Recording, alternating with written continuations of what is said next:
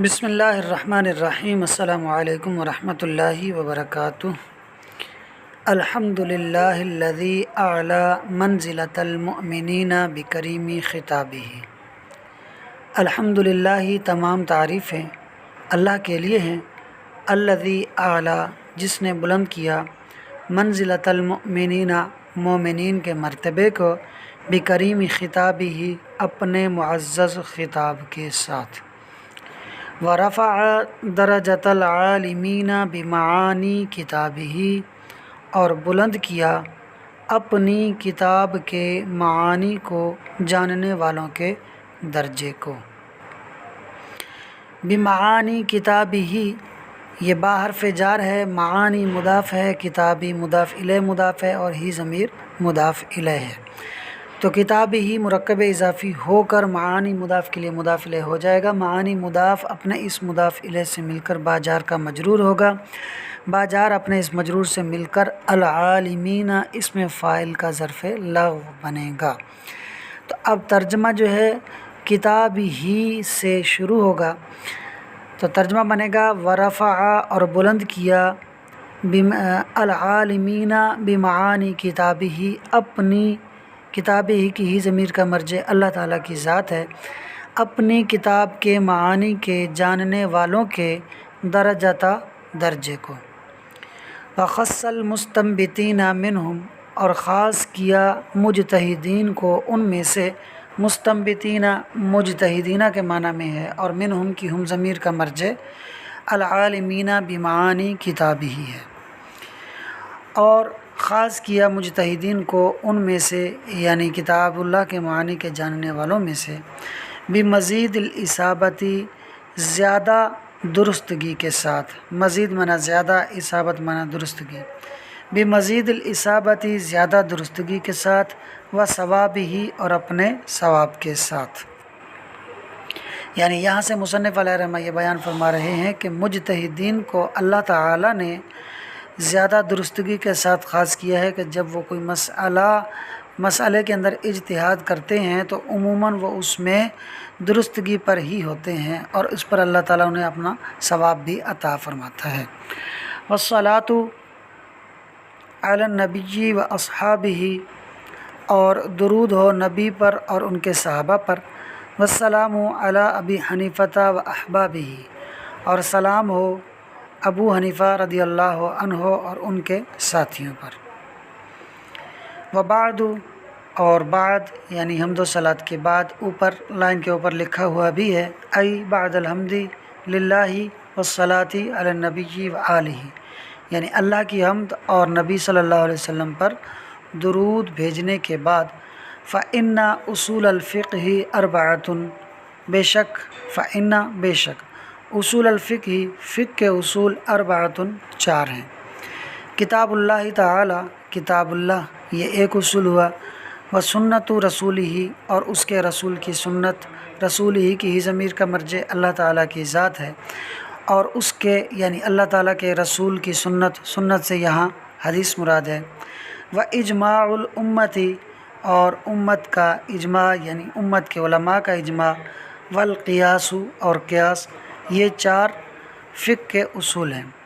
فلا بد، تو ضروری ہے، من البحث، بحث کرنا، فی کل واحد، ہر ایک میں، من هذه الاقسام، ان اقسام سے، یعنی اصول فقہ کی جو یہ چار قسمیں ہیں ان میں سے ہر ایک قسم میں بحث کرنا ضروری ہے۔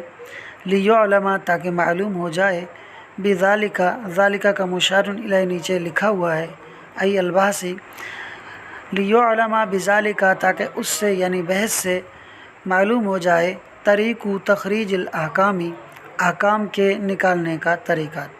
طریق معنی طریقہ، تخریج معنی نکالنا، احکام معنی احکام، تاکہ اس بحث سے احکام کو نکالنے کا طریقہ معلوم ہو جائے کہ مجتہد کتاب اللہ سے، رسول اللہ کی حدیث سے اور اجماع امت اور قیاس سے کس طرح مسئلہ نکالتے ہیں۔ البحث الاول فی کتاب اللہ تعالی، فصل فی الخاص والعام، فصل خاص اور عام میں۔ فالخاص لفظ، خاص ایسا لفظ ہے، ودیا جس کو وضع کیا گیا ہو، لمعنى معلوم او لمسمى معلوم علی الانفرادی، وضع کیا گیا ہو جس کو لمعنى معلوم لمعنى معلوم معنی معلوم کے لیے، او لمسمى معلوم یا مسمى معلوم کے لیے، علی الانفرادی انفرادی طور پر۔ معنی معلوم سے صفت مراد ہے اور مسمى معلوم سے ذات مراد ہے، یعنی خاص ایسا لفظ ہے جسے معنی معلوم کے لیے وضع کیا گیا ہو، یا پھر یہ ہے کہ معین ذات کے لیے وضع کیا گیا ہو انفرادی طور پر، اکیلے طور پر۔ کقولنا فی تخصیص الفرد زید، جیسا کہ ہمارا کہنا فرد کی تخصیص کرنے میں زید، تو یہ جو زید کی مثال ہے یہ مسمى معلوم کی ہے۔ وفی تخصیص النوع، اور نوع کی تخصیص کرنے میں رجل کہنا۔ وفی تخصیص الجنس انسان، اور جنس کی تخصیص میں انسان کہنا۔ والعام کل لفظ، اور عام ہر ایسا لفظ ہے، ینتظم جمع من الافراد، ینتظم یشتمل کے معنی میں ہے جو شامل ہو، جمعاً یہاں جماعت کے معنی میں ہے جو شامل ہو جماعت کو، من الافرادی افراد کی۔ والعام کل لفظ، اور عام ہر ایسا لفظ ہے، ینتظم جمع من الافراد جو شامل ہو افراد کی جماعت کو، اما لفظاً یا تو لفظی طور پر، کقولنا مسلمون و مشرکون، جیسا کہ ہمارا مسلمون اور مشرکون کہنا، کہ مسلمون کا جو لفظ ہے یہ لفظی طور پر بہت سارے مسلمانوں پر دلالت کرتا ہے، یعنی مسلمانوں کی جماعت پر دلالت کرتا ہے۔ اسی طرح مشرکون کا جو لفظ ہے یہ مشرکوں یعنی بہت سے مشرکوں کے گروہ پر دلالت کرتا ہے۔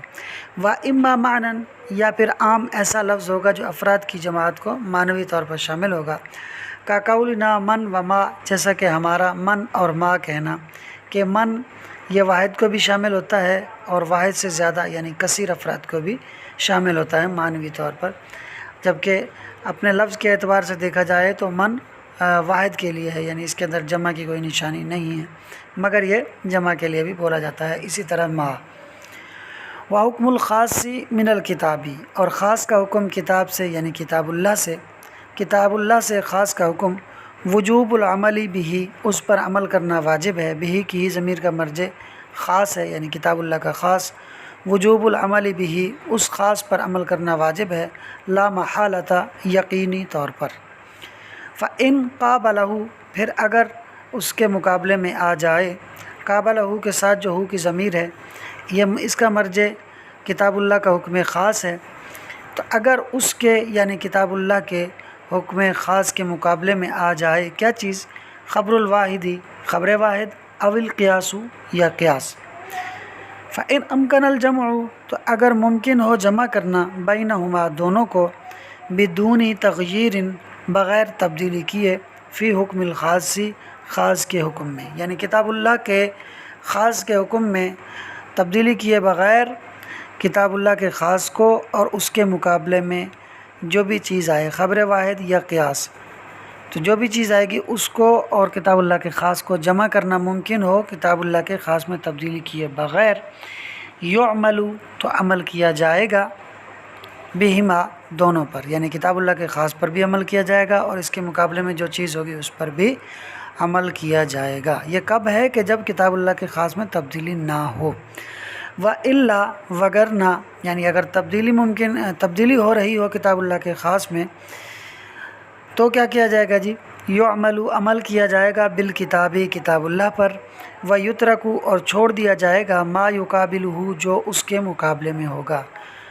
ما سے مراد خبر واحد یا قیاس ہو سکتا ہے، یعنی جو بھی چیز مقابلے میں ہوگی، اور یقابلہ کی ہو ضمیر کا مرجع کتاب اللہ کا خاص ہے۔ وَيُتْرَكُ، اور چھوڑ دیا جائے گا، ما اس کو، یقابلہ، جو اس کے یعنی کتاب اللہ کے خاص کے مقابلے میں ہوگا۔ اب جی اس کی مثال دیکھیے، مثالہ، کتاب اللہ کے خاص کی مثال، فی قولہ تعالی، اللہ تعالیٰ کے فرمان میں۔ اس مثال کو سمجھنے سے پہلے آپ مسئلہ سمجھ لیجئے اور مسئلے کے اندر جو اختلاف ہے اس کو بھی سمجھ لیجئے۔ یہاں سے کتاب اللہ کے خاص کے مقابلے میں قیاس کی مثال بیان کر رہے ہیں، اور یہ قیاس بھی ایسا ہے کہ جس کی وجہ سے یعنی اگر قیاس پر عمل کرتے ہیں تو کتاب اللہ کے خاص میں تبدیلی ہو رہی ہے، لہٰذا کتاب اللہ کے خاص پر عمل کیا جائے گا، اور جو اس کے مقابلے میں قیاس ہے اسے چھوڑ دیا جائے گا۔ تو اب سب سے پہلے آپ مسئلہ سن لیجئے۔ مسئلہ یہ ہے کہ طلاق یافتہ عورت اپنی عدت 3 حیض سے گزارے گی۔ یہ مسئلہ امام اعظم علیہ الرحمہ کے نزدیک ہے، اور امام شافعی علیہ الرحمہ کے نزدیک طلاق یافتہ عورت 3 طہر سے اپنی عدت گزارے گی۔ اب دونوں ائمہ کرام علیہم الرحمہ قرآن کریم کی اس آیت یتربصن بانفسہن ثلاثۃ قروء کو دلیل بناتے ہیں۔ امام شافعی علیہ الرحمہ فرماتے ہیں کہ اللہ تعالیٰ نے اس قرآن کریم کی اس آیت میں ثلاثۃ قروء کا جو لفظ ارشاد فرمایا ہے، اس میں لفظ ثلاثہ یہ مؤنث ہے، اور نحو کا قاعدہ ہے کہ 3 سے لے کر 10 تک جو اعداد ہوتے ہیں وہ خلاف قیاس استعمال ہوتے ہیں۔ یعنی اگر اس میں عدد مؤنث ہو تو ان کا جو معدود ہوتا ہے وہ مذکر ہوتا ہے، اور اگر اس میں عدد مؤنث ہو تو ان کا جو معدود ہوتا ہے، یعنی جو چیز گنی جا رہی ہوتی ہے، وہ مؤنث ہوتی ہے۔ تو اب وہ یہ کہتے ہیں کہ دیکھیے ثلاثہ کا جو لفظ ہے یہ مؤنث ہے، قرآن پاک میں یہ لفظ مؤنث آیا ہے، اور اس کے بعد جو آگے لفظ قروء آ رہا ہے، جو اس کی تمییز بھی ہے، جو اس کا معدود بھی ہے، یہ لفظ قروء قرء کی جمع ہے، اور قرء جو ہے یہ عربی زبان کا لفظ ہے، اور اس کے عربی زبان میں 2 معنی ہوتے ہیں۔ قرء کا ایک معنی ہوتا ہے حیض، اور ایک معنی ہوتا ہے طہر۔ جو قرء کا معنی حیض ہے وہ مؤنث استعمال ہوتا ہے، اور قرء کا جو معنی طہر ہے وہ مذکر استعمال ہوتا ہے۔ تو اب امام شافعی کا کہنا یہ ہے کہ نحوی قاعدے کے مطابق ثلاثہ اس میں عدد چونکہ مؤنث ہے، تو آگے جو لفظ قروء آ رہا ہے اس کا معنی مذکر والا ہوگا، تاکہ نحوی قاعدے پر پورا عمل ہو جائے۔ تو اب ان کے نزدیک طلاق یافتہ عورتیں اپنے آپ کو 3 طہر تک روکے رکھیں گی۔ یہ ہے امام شافعی کا موقف، اور وہ دلیل اس نحوی قاعدے کو بناتے ہیں۔ قروء سے وہ طہر والا معنی مراد لیتے ہیں نحوی قاعدے کے مطابق، جبکہ امام اعظم علیہ الرحمہ بھی اسی آیت کو دلیل بناتے ہوئے کہتے ہیں کہ جو لفظ ثلاثہ ہے یہ ایک خاص لفظ ہے، 3 ہی پر بولا جاتا ہے، 3 سے کم اور 3 سے زیادہ پر نہیں بولا جاتا۔ یعنی ایسا نہیں ہے کہ آپ ثلاثہ بول کر 2 مراد لو، یا ثلاثہ بول کر 4 مراد لو، بلکہ ثلاثہ کا لفظ یہ 3 ہی پر بولا جا سکتا ہے۔ تو لفظ ثلاثہ چونکہ خاص ہے تو اس خاص پر عمل کرنا ضروری ہے۔ کتاب اللہ میں آیا ہے، قرآن کریم کی آیت میں آیا ہے، اس خاص پر عمل جب ہی ہوگا جب ہم قروء سے حیض والا معنی مراد لیں گے۔ کیوں؟ اس طرح کے طلاق دینا طہر میں مشروع ہے، یعنی پاکی کے دنوں میں طلاق دی جاتی ہے۔ تو اگر امام شافعی علیہ الرحمہ کے موقف پر جائیں اور طہر کے ذریعے عدت کو شمار کریں، تو جس طہر میں طلاق ہوئی کیا وہ طہر عدت میں شمار ہوگا یا نہیں ہوگا؟ اگر اس طہر کو عدت میں شمار کرتے ہیں تو وہ طہر پورا نہیں ہے، بلکہ اس کا کچھ حصہ نکاح کی حالت میں گزرا ہے، یا اس کا کچھ حصہ اس وقت میں گزرا ہے کہ جس وقت میں اس عورت کو طلاق دی جا رہی ہے، تو وہ طہر پورا عدت میں شامل نہیں ہے، بلکہ بعض ہے، یعنی پورا نہیں ہے بلکہ بعض ہے۔ اور اس کے بعد جو 2 طہر آئیں گے وہ پورے ہیں۔ تو یوں 3 سے کم پر عمل ہو رہا ہے اگر اس طہر کو شمار کر لیں جس میں طلاق ہوئی، اور اگر اس طہر کو شمار نہ کریں، اس کے بعد والے 3 طہر شمار کرتے ہیں، تو پھر 3 سے زیادتی ہو رہی ہے۔